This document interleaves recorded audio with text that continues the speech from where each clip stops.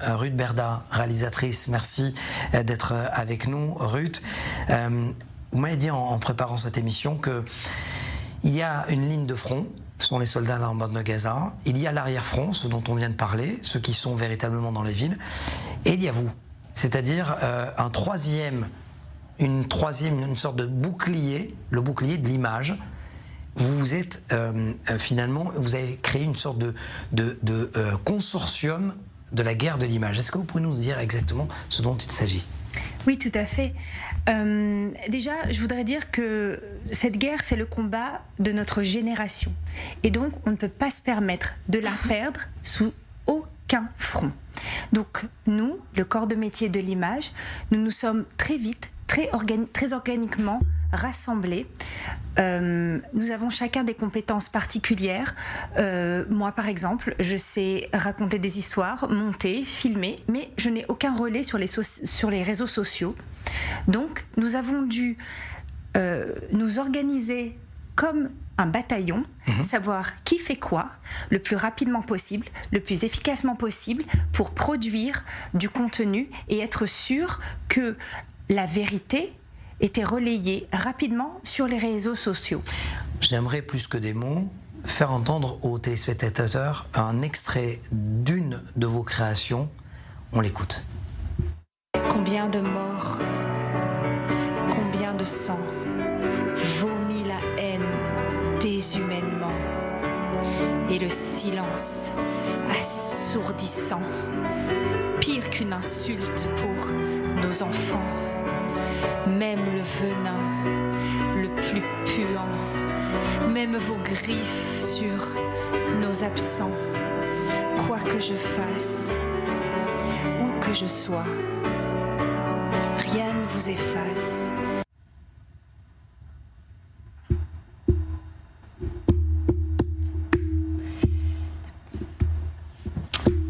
Oui. Excusez-moi. Mais je pense que c'est important, en fait, de comprendre que les professionnels de l'image, nous avons deux buts. Le premier but, c'est d'informer et de donner des outils aux gens concrets pour se défendre et même pour attaquer. Et le deuxième but, c'est aussi un but créatif. C'est-à-dire que nous avons perdu, nous, les Juifs, les Israéliens, ces batailles de l'image depuis la première intifada.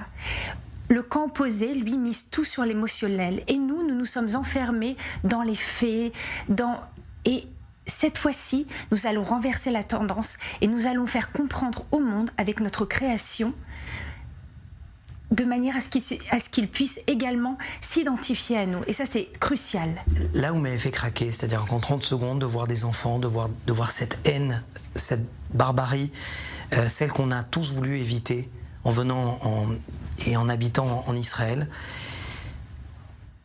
Vous avez réussi à me faire craquer en 30 secondes, mais je suis presque inconvaincu. La question est de savoir véritablement, est-ce qu'on arrive à convaincre des personnes qui ne le sont pas ? Alors, je pense que dans cette guerre, il y a véritablement eu un tournant.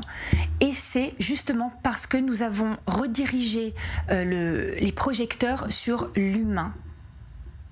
Par exemple, nous pouvons quantifier nos actions d'un point de vue narratif, c'est-à-dire que la manifestation, par exemple, à Paris contre l'antisémitisme, ce flot de gens juifs et non juifs qui se sont rencontrés, ça, c'est les preuves que nos images ont un impact immédiat. Il y a également quelque chose qui est quantifiable de manière financière. C'est-à-dire que toutes ces vidéos que nous produisons aident les organisations à lever des fonds. Aujourd'hui, on ne peut plus lever des fonds sans images. Bien sûr. Et donc, notre but et nos actions, on les voit concrètement avec le matériel acheté pour les soldats, les familles relocalisées que l'on aide à se reloger, etc. Tout ça, c'est quantifiable et cette bataille est en train d'être gagnée. Il y avait eu un film, L'armée des 12, Inglourious Basterds.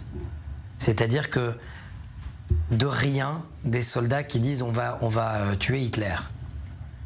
Est-ce que, sans rentrer dans le cliché, est-ce que vous tous, dans le monde entier, les professionnels de l'image, finalement, vous pouvez être les Inglourious Basterds de cette guerre? On espère, on espère. En tout cas, il y a vraiment une force internationale. C'est très intéressant parce que la façon dont on s'organise, c'est qu'il y a des gens en Allemagne, il y a des gens aux États-Unis, il y a des gens au Mexique on ne se connaît pas. Nous travaillons tous en commun.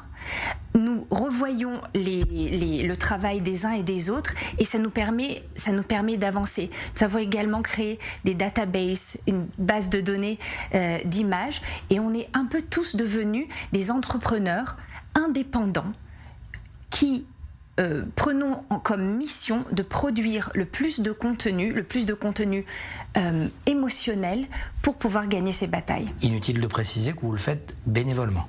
Absolument. Absolument, bénévolement. Mais... La liberté n'a pas de prix. La liberté n'a pas de prix. D'ailleurs, Océane, on se dit assez souvent dans la rédaction, est-ce que tu as vu cette vidéo ou une autre? Et finalement, on n'arrivait pas à savoir qui les produit, ces vidéos. Non, on sait.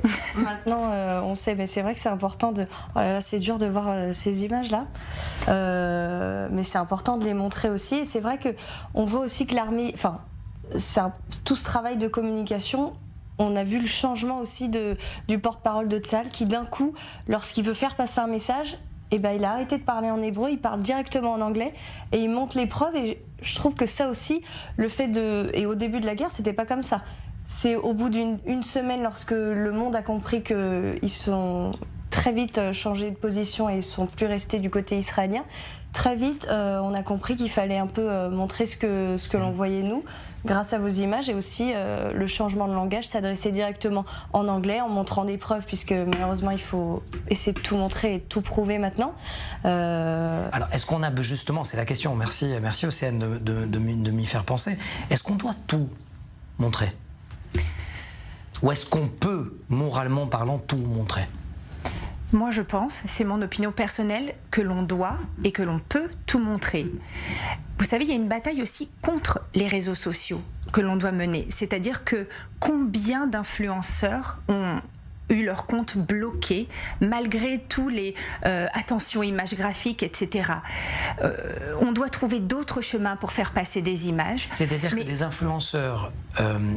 on va les appeler pro-israéliens, oui, ont été bloqués parce qu'ils ont montré les atrocités du Hamas ? Exactement. Nous, en fait, nous produisons des vidéos et ensuite nous les donnons, nous les rendons public, exactement, et en espérant des partages. Exactement, qu'il y ait des partages. C'est aberrant ce que vous êtes en train de dire. C'est-à-dire que sur TikTok, sur Instagram, je vois des vidéos monstrueuses de ce qui peut se passer dans des régions du monde. Ces comptes-là ne sont pas bloqués. En revanche, vous êtes en train de me dire qu'aujourd'hui, au moment où on se parle, il y a des comptes de pro-israéliens qui montrent des images, des barbaries qu'on ne peut pas contester commises par le Hamas, qui sont bloqués, qui sont suspendus. En tout cas, qui sont suspendus pendant un moment. C'est quelque chose auxquels ils doivent se confronter tous les jours. Et je voudrais vraiment revenir, Océane, vous parliez de l'aspect psychologique et de l'aspect de ces horreurs que l'on voit. Et je voudrais vraiment rendre hommage à tous les professionnels de l'image qui, chaque jour et pendant des heures, voient et revoient. Vous savez, monter un film, monter une vidéo, c'est passer du temps sur une image, c'est la revoir, c'est faire des choix éthiques extrêmement forts.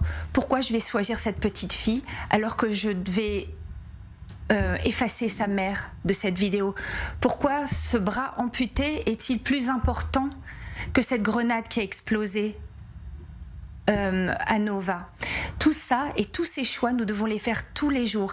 Et je voudrais vraiment rendre hommage à tous ces gens qui, comme moi, travaillent sans relâche, voient les choses les plus atroces, mais nous allons continuer et nous continuerons jusqu'à ce que la bataille soit gagnée et qu'elle soit totale. Voilà, tout simplement cloué. Ruth Berda, merci. C'est ce sourire, moi, qui me donne espoir, justement, parce que votre t-shirt, Bring them home now, et c'est tellement important, effectivement. On parle de la guerre, qui plus est, je parle de la guerre tous les jours, des actions que mène l'armée israélienne, mais ne pas oublier, effectivement. Absolument, absolument. Ça, c'est la mission numéro 1 pour nous. les ramener à la maison. Et vaincre. Je sais que je ne vais pas vous faire plaisir, mais il y a une mission numéro 1,5. C'est aussi vaincre un ennemi qui veut sa mort. Plus. Pardon ? Que ça se reproduise plus. Exactement. Never again. Plus jamais ça. Merci Ruth Berda d'avoir été avec nous.